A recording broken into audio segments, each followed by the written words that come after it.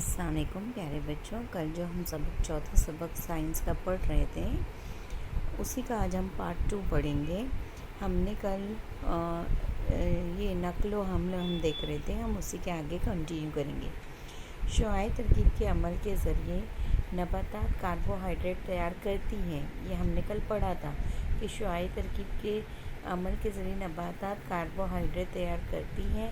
Carbohydrate carbon, hydrogen اور oxygen سے بنتے ہیں۔ پروٹین کاربن، ہائیڈروجن، آکسیجن اور نائٹروجن سے بنتے ہیں۔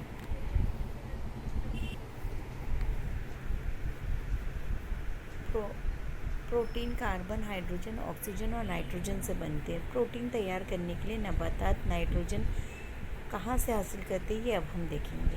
نائٹروجن ہوا میں گیس کی حالت میں موجود ہوتی ہے۔ جو ہماری ہوا ہے اس میں کاربن ڈائی آکسائڈ، آکسیجن، وہ بہت ساری گیسوں کا مجموعہ ہے نا، تو اس میں نائٹروجن گیس بھی موجود ہوتی ہے۔ لیکن نباتات نائٹروجن کو گیسی حالت میں جذب نہیں کر سکتے۔ اس عمل کے لیے نائٹروجن کا تعین ہونا، یعنی نائٹروجن کا نائٹروجنی مرکبات میں تبدیل ہونا ضروری ہوتا ہے۔ خوردبینی جاندار نائٹروجن کا تعین کرتے ہیں۔ نائٹروجن کا تعین 2 طریقوں سے ہوتا ہے، حیاتی اور فضائی۔ دیکھو، نائٹروجن ہوا میں گیسی حالت میں موجود ہوتی ہے، لیکن نباتات کو جو نائٹروجن کی ضرورت ہوتی ہے وہ اس کو گیسی حالت میں جذب نہیں کرتے، بلکہ وہ ان کا نائٹروجن کا تعین کرتے، مطلب نائٹروجن کا نائٹروجنی مرکبات میں تبدیل ہونا ضروری ہے، تبھی وہ اس کو استعمال کریں گے۔ اب نائٹروجنی مرکبات میں تبدیل کرنے کا عمل یہ خوردبینی جاندار کرتے ہیں۔ نائٹروجن کا تعین وہ کرتے ہیں، اور نائٹروجن کا تعین 2 طریقے سے ہوتا ہے، حیاتی اور فضائی۔ نائٹروجن کا حیاتی تعین، اب ہم یہ دیکھیں گے کہ نائٹروجن کا حیاتی تعین کس طرح ہوتا ہے۔ اس طریقے میں 2 قسم کے خوردبینی جاندار نائٹروجن کا تعین کرتے ہیں۔ رائزوبیم نامی خوردبینی جاندار 2 ڈالا نباتات کی جڑوں پر موجود گاٹھوں میں پائے جاتے ہیں۔ یہ خوردبینی جاندار ہوا میں موجود نائٹروجن جذب کر کے اسے نائٹروجنی مرکبات میں تبدیل کرتے ہیں۔ مٹی میں پائے جانے والے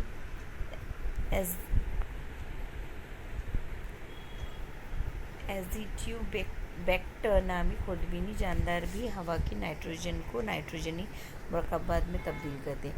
مطلب نباتات کے لیے جو نائٹروجنی مرکبات کی ضرورت ہوتی ہے وہ نائٹروجنی مرکبات 2 طریقے سے تبدیل ہوتے ہیں، ایک تو حیاتی اور دوسرا فضائی۔ تو حیاتی طریقے میں جو خوردبینی جاندار ہیں وہ اس کا نام ہے رائزوبیم۔ یہ خوردبینی جاندار جو ہیں 2 ڈالا نباتات کی جڑوں کی گاٹھ میں موجود ہوتے ہیں۔ یہ خوردبینی جاندار ہوا میں موجود نائٹروجن کو جذب کرتے ہیں اور پھر ان کو نائٹروجنی مرکبات میں تبدیل کرتے ہیں۔ مٹی میں پائے جانے والے ایزیٹیوبیکٹر، یہ بھی خوردبینی جاندار کا نام ہے۔ یہ بھی ہوا کی نائٹروجن کو نائٹروجنی مرکبات میں تبدیل کرتے ہیں اور پھر وہ نائٹروجنی مرکبات کو نباتات استعمال کرتے ہیں۔ اب نائٹروجن کا فضائی تعین کس طرح ہوتا ہے۔ بارش کے موسم میں جب بجلی چمکتی ہے تو ہوا کی نائٹروجن اور آکسیجن کے درمیان تعامل ہو کر، یعنی ان کا مل کر کیمیائی عمل ہو کر نائٹرک آکسائڈ تیار ہوتا ہے۔ اس کی دوبارہ تکسید ہو کر نائٹروجن ڈائی آکسائڈ بنتا ہے۔ یہ نائٹروجن ڈائی آکسائڈ بارش کے پانی میں حل ہو کر نائٹرک ایسڈ میں تبدیل ہوتا ہے، جو بارش کے پانی کے ساتھ زمین پر آتا ہے۔ یہ ایسڈ زمین میں موجود مختلف معدنیات کے ساتھ تعامل کر کے نمکیات میں تبدیل ہوتا ہے۔ نباتات اپنی نشو و نما کے لیے اس نائٹروجن کے نمکیات کا استعمال کرتے ہیں۔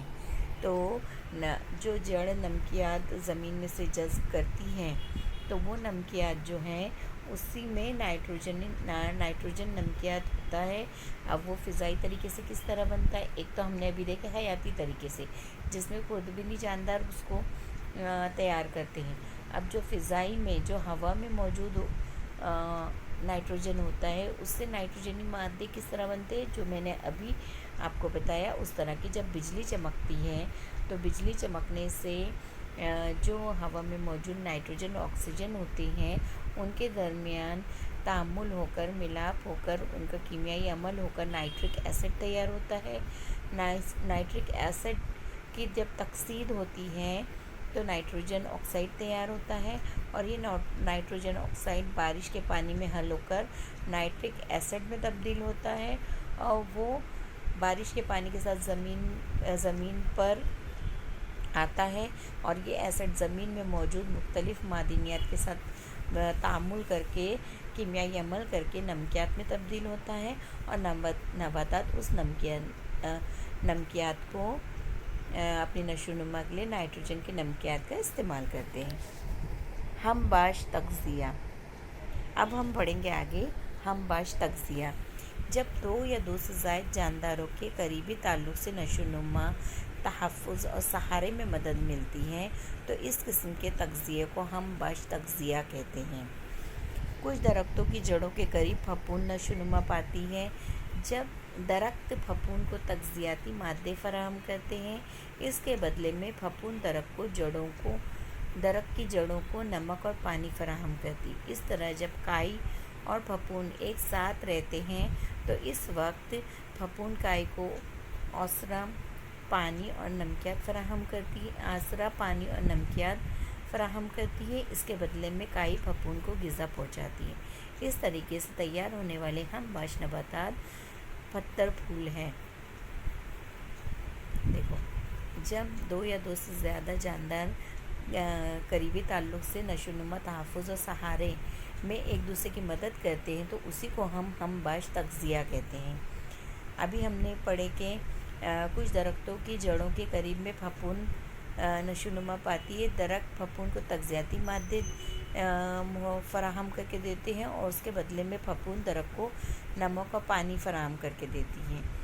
इस तरह जैसे अभी आपने देखो बारिश में काई देखे होंगे, हरे रंग की चिकनी चिकनी सी होती है वो, और फफूंद एक साथ रहते हैं तो इस वक्त फफूंद काई को आसरा, पानी और नमक फ़राहम करती है। उसके बदले में काई फफूंद को ग़िज़ा पहुँचाती है। इस तरीके से तैयार होने वाली हम बाश नबातात पत्थर फूल हैं। तो ये जो पत्थर फूल हैं, देखो यहाँ पर दिखाया है, ये देखो अक्सर पत्थर के ऊपर ये तैयार होता है पत्थर फूल या दगड़ फूल। इसको हम मसाले के तौर पर भी इस्तेमाल करते हैं। तो आपके घरों में, किचन में मसाले के तौर पर ये पत्थर फूल की हम ड्राई शक्ल यानी सूखे हुए की शक्ल को हम इस्तेमाल करते हैं। तो ये जो पत्थर फूल है ये हम बाश नबातात के तरीके से ही बनता है। ये उसकी एक मिसाल है। चलिए आगे देखते हैं। देखो, अभी तक हम पढ़ रहे थे खुद कफ़ील नबातात, यानी ऐसे नबातात जो अपनी ग़िज़ा खुद तैयार करते। अब हम उसकी दूसरी किस्म पढ़ेंगे, गैर कफ़ील नबातात, यानी ये वो नबातात है जो अपनी ग़िज़ा खुद तैयार नहीं करते। तो फिर वो अपनी ग़िज़ा किस तरह हासिल करते हैं हम वो देखेंगे। गैर कफ़ील नबातात में ख़ज़रा नहीं पाया जाता। जो हरे सब्ज़ ज़रात होते हैं ना, उसी को हम ख़ज़रा भी कहते हैं, जो ग़िज़ा तैयार करने में मदद देते हैं। तो जिन नबातात में ख़ज़रा नहीं होता वो गैर कफ़ील नबातात कहलाते हैं। क्या किसी बड़े दरख्त पे नशोनुमा पाने वाली डोरी जैसी बग़ैर पत्तों वाली पीली बेल आपने देखी है? इस बेल का क्या काम है? ये देखो यहाँ दिखाया है ये बेल की शक्ल। ये क्या करते हैं? ये बेल की शक्ल में होते हैं और ये किसी भी नबातात के ऊपर लपट कर ये बढ़ती हैं। जो नबातात दूसरे जानदारों के जिस्म पर या जिस्म पर नशोनुमा पाते हैं, इनसे अपनी ग़िज़ा हासिल करते हैं। इन्हें तोफ़ैली नबातात कहते हैं, मसलन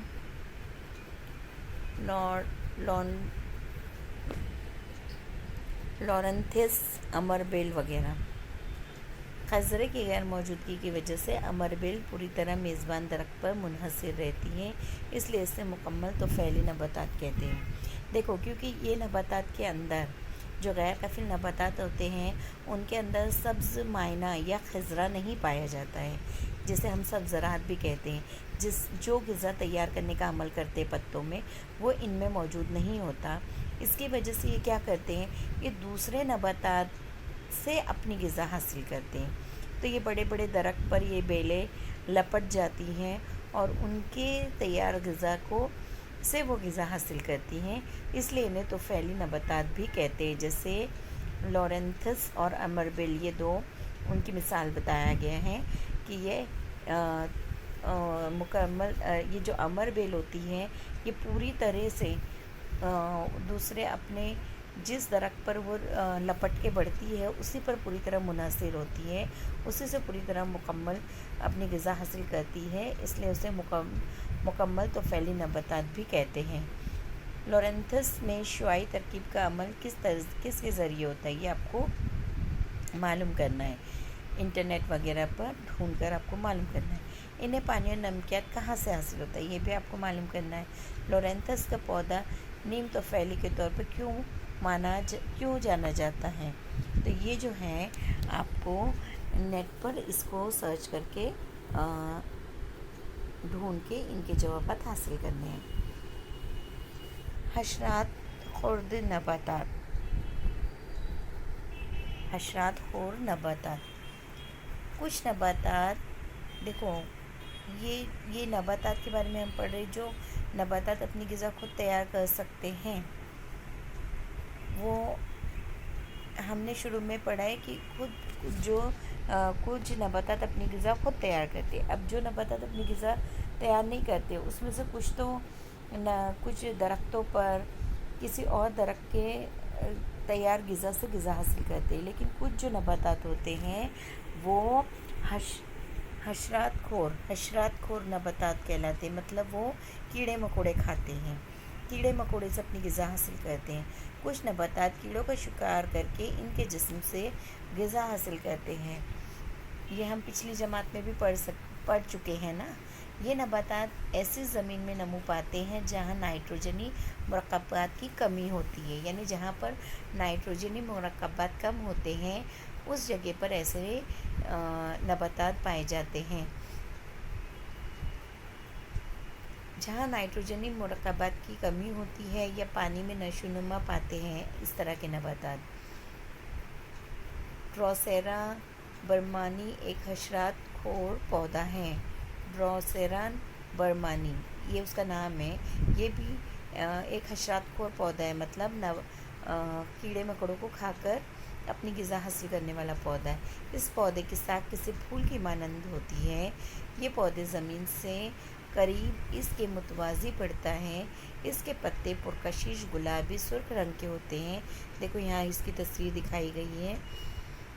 پتوں کے حاشیے پر باریک بال جیسے ریشے پائے جاتے ہیں، ان پر کیڑوں کو راغب کرنے والے چپچپے مادے کے قطرے ہوتے ہیں، مطلب ان کا ایک تو پہلے رنگ اچھا خوبصورت سا ہوتا ہے تاکہ وہ اس میں کشش ہوتی ہے، اور پھر ان کے اوپر جو باریک باریک ریشے ہوتے ہیں ان ریشوں پر چپچپے سے مادے ہوتے ہیں جو کیڑوں کو اپنی طرف راغب کرتے ہیں، تو پھر جب وہ کیڑے وہ کھانے کے لیے وہاں پہنچتے ہیں تو وہ جو نباتات ہیں وہ ان کیڑوں کو کھا لیتا ہے۔ سری لنکا میں سائنسداں جوہانس برمن نے 1737 میں اسے دریافت کیا تھا، اس پودے کو، اس لیے اس پودے کا نام برمانی ہے، یعنی برمن کے نام سے ان کے نام پر اس پودے کا نام رکھا گیا ہے، برمانی۔ اسی طرح ہم نے سرائی دار پودے کے بارے میں بھی پہلے پڑھا ہے۔ سرائیہ پودا میں شعاعی ترکیب ہونے کے باوجود وہ کیڑوں کا شکار کیوں کرتا ہے، یہ بھی آپ نے سرائی دار پودے کا ہم نے اس سے پہلے پڑھا ہے، تو اب آپ کو اس کے آگے انٹرنیٹ پہ یہ دیکھنا ہے کہ وہ اس میں شعاعی ترکیب کا عمل ہوتا ہے لیکن پھر بھی وہ کیڑوں کو کھاتا ہے، تو کیوں کھاتا ہے وہ آپ کو معلوم کرنا ہے۔ اب اس کے بعد ہم آگے گند خور پودے دیکھیں گے۔ جانداروں کے سڑے گلے مردہ باقیات پر انحصار رکھنے والے نباتات کو گند خور نباتات کہتے ہیں۔ دیکھو حشرات خور مطلب جو کیڑے مکوڑے کھاتے، گند خور مطلب جو سڑے گلے چیزوں کو کھاتے ہیں۔ تو ایسے پودے جو جانداروں کے سڑے گلے مردہ باقیات پر انحصار رکھنے والے نباتات کو ہم گند خور نباتات کہتے ہیں۔ مختلف قسم کے ککرمتا دیکھو جس کو ہم مشروم کہتے ہیں اسی کو ہم ککرمتا کہتے ہیں۔ پھپھون اور ایسٹ مردہ باقیات پر زندہ رہنے والے نباتات ہیں، یعنی جو مر جاتا ہے ان کے اوپر یہ ان کی نشو نما ہوتی ہے۔ مردہ اجسام پر پھپھون ہضمی رس خارج کرتی ہے۔ مردہ اجسام پر پھپھون ہضمی رس خارج کرتی ہے، اس سے کاربنی مادوں کو تحلیل ہوتی ہے جس کے نتیجے میں تیار ہونے والے مائع جذب کر کے وہ تغذیاتی مادے حاصل کرتی ہے۔ تو دیکھو پھپھون کس طرح اپنی غذا تیار کرتی ہے وہ بتایا ہے کہ کسی بھی مردہ جسم پر پھپھون اپنا ہضم ہونے والا رس جس کو ہضمی رس کہتے ہیں پھپھون وہ اس پہ خارج کرتی ہے، پھر وہ مردہ جسم پر وہ ہضمی رس گرنے سے ان کا جو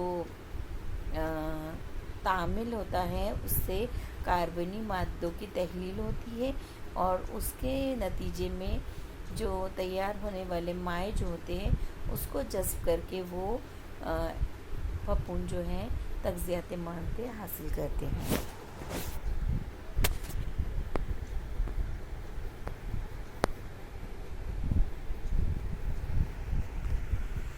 چند پھپھون کی وجہ سے غذا آلودہ ہوتی ہے اور مختلف قسم کے امراض کا باعث بنتی ہے۔ کچھ پھپھون میں ادویاتی خصوصیات پائی جاتی ہیں۔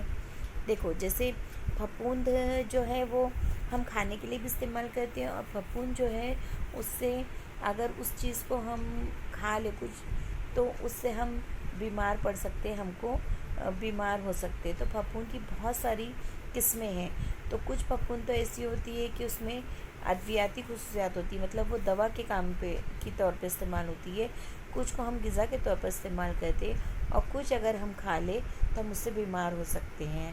تو اس طرح پھپھون کی بہت ساری قسمیں ہوتی ہیں۔ ایسٹ بریڈ تیار کرنے اور خمیر کے عمل کے لیے استعمال ہوتی ہے۔ ایسٹ جو ہے جب بریڈ بناتے ہیں نا تو بریڈ کو پھلانے کے لیے، کیک کو پھلانے کے لیے ہم ایسٹ کا استعمال کرتے ہیں۔ تو یہ جو ایسٹ بھی ہے وہ ایک قسم کا پھپھون ہی ہے، وہ ہم خمیر کرنے کے لیے استعمال کرتے ہیں کسی بھی چیز کو۔ مشروم میں وٹامن اور لوہا وافر مقدار میں پایا جاتا ہے، تو مشروم یہ بھی ایک قسم کی پھپھوند ہے۔ تو یہ پھپھون جو ہے یہ ہمارے لیے فائدہ مند ہے، اس میں وٹامن اور لوہا بہت زیادہ پایا جاتا ہے۔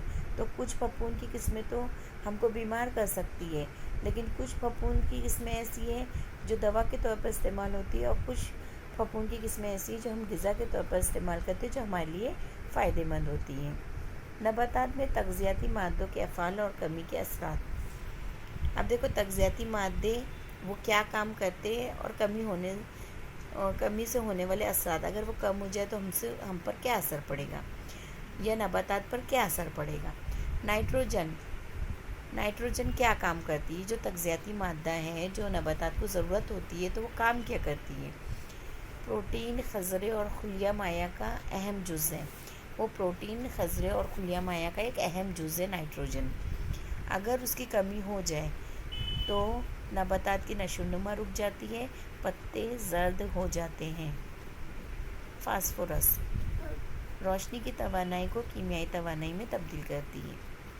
تو جو تغذیاتی مادے نباتات کو ضرورت ہوتی ہے فاسفورس کی، وہ روشنی کی جو توانائی ہے اس کو کیمیائی توانائی میں تبدیل کرتی ہے۔ اب اگر فاسفورس نباتات میں کم ہو جائے تو ان کو کیا اثرات ان پر ہوگا؟ بے موسم پتوں کا جھڑنا، تاخیر سے پھول لگنا، جڑ کی نشو و نما رک جانا، یعنی یہ اثرات ہم کو ان نباتات میں نظر آئیں گے۔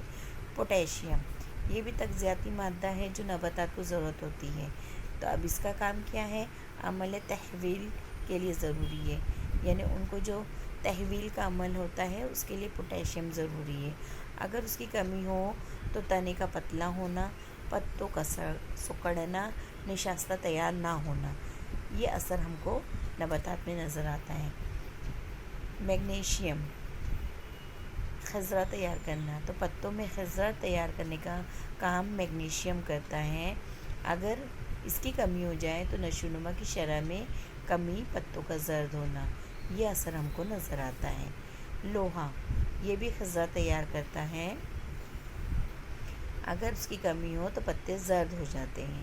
اب ہم کو پتہ ہے کہ خضرہ جو ہے وہ سبز معائنہ یا سبز زراعت ہے، تو اگر ان کی کمی ہو جائے گی تو پتے زرد نظر آئیں گے۔ میگنیز محرکات کا اہم جز تیار کرنا، تو اس میں جو غذا تیار کرنے کے عمل میں محرکات کا اہم جز جو ہے وہ تیار کرنے کا کام میگنیز کرتی ہے، اور اگر میگنیز کم ہو جائے نباتات میں تو نشوونما رک جاتی ہے، پتوں پر داغ پڑتا ہے۔ ہم دیکھو کبھی کبھی دیکھتے ہیں پتوں پہ داغ ہم کو نظر آتا ہے، تو وہ میگنیز کی کمی کی وجہ سے۔ جست محرکات اور اس کے اجزاء تیار کرنا، اگر اس کی کمی ہو جاتی ہے تو نشوونما رک جاتی ہے، پتے زرد ہو جاتے ہیں۔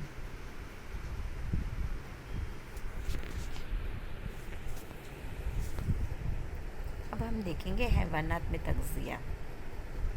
ابھی تک تو ہم نباتات کے تغذیے کا پڑھ رہے تھے، اب ہم حیوانات میں تغذیہ دیکھیں گے۔ حیوانات میں تغذیے میں جسم کو تغذیاتی مادوں کی ضرورت غذا کا